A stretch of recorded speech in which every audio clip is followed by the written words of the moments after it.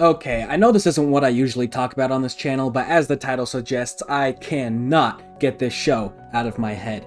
This is going to be spoiler free, so if you have not seen it, you are safe. Now I know what you're thinking, I'm a bit late to the party, and yeah, I flippin' am. This show has been collecting dust on my Netflix list for years at this point, and I had a pretty slow middle of the week, so I thought I might as well watch it. Boy, was I missing out. I was expecting something serviceable, something enjoyable, good, a solid show. But holy moly, this is honestly on par with some of my favorite shows of all frickin' time. Everything about it is perfection. Now, I've only seen the show, I'll be watching the movies over the weekend, so I'll stick to discussing the show instead, but yes, the show is perfection. And I'm not really saying that from a review or a critic standpoint. Like, obviously, I'm sure there's some criticisms to be made, but frankly, I do not care. As many authors have said, it does not matter if your setting is bad. Excellent characters will carry a story almost no matter what, and that's exactly what Violet Evergarden did. Now, don't get me wrong, I'm not saying the setting was bad, I'm just saying the characters were phenomenal. My goodness, the characters. Never before has a piece of media so badly made me want to just fall on my knees and give the character a hug. I truly felt like I was watching someone I knew and cared about. It's not that this show was sadder than others I've seen, still recovering from Edge Runners all these years later, but it's just the delivery. It's perfection. It is such good delivery. The voice acting, English at least, yes, I watched dub like a noob, back off, was phenomenal, and the animation, serene. Which transitions me to my next topic, the animation. Oh, the animation. I don't know what, why, or how, I can't name it, but it's gorgeous. Was it the colors, the art style? I can't quite put my finger on why, but it's honestly stunning. It pulls you in so completely that it often feels more like I'm watching an art gallery than a TV show. And that's not just because of the visuals, it's because hands down, this has got to be the best soundtrack I've heard from a movie, game, or show in months. It's superb. It strikes a crazy balance of never overstepping, yet also making me listen to it more than the dialogue at times. No song is so flashy that you can just rattle off its name mid-scene, but that's probably what I like about it so much. The music isn't its just own thing. It's not begging for your attention because of how good, but albeit out of place and distracting it is.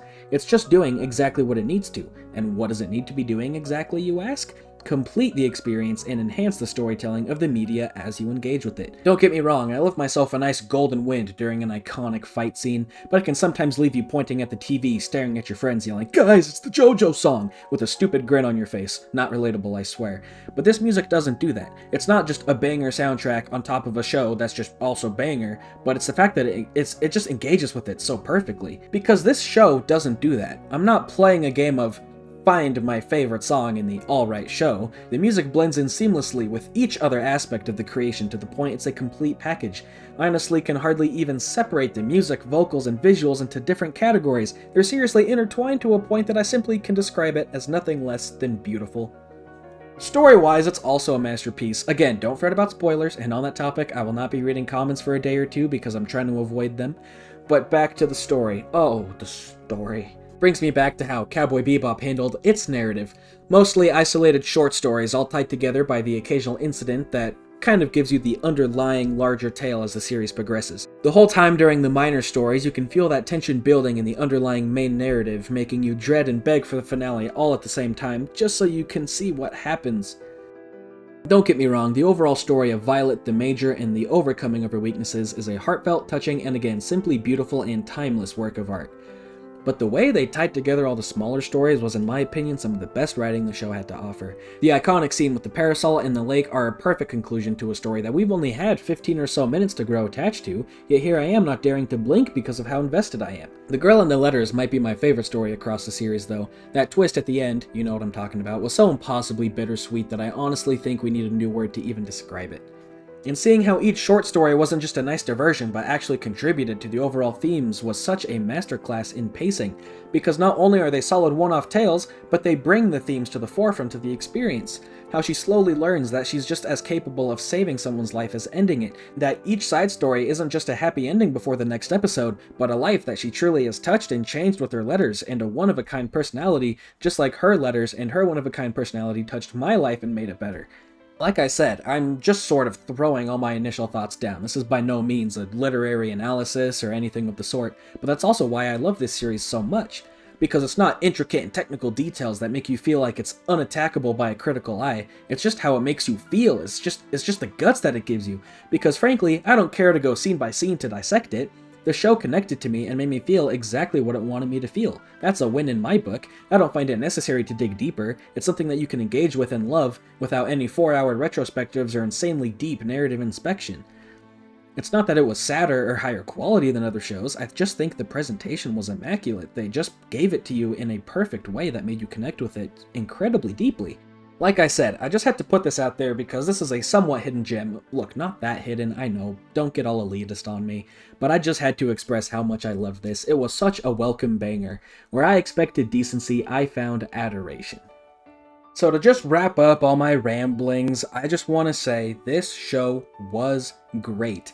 Okay, it was great. I loved everything about it. The setting, the visuals, the characters, the voice acting, the music. It's so good.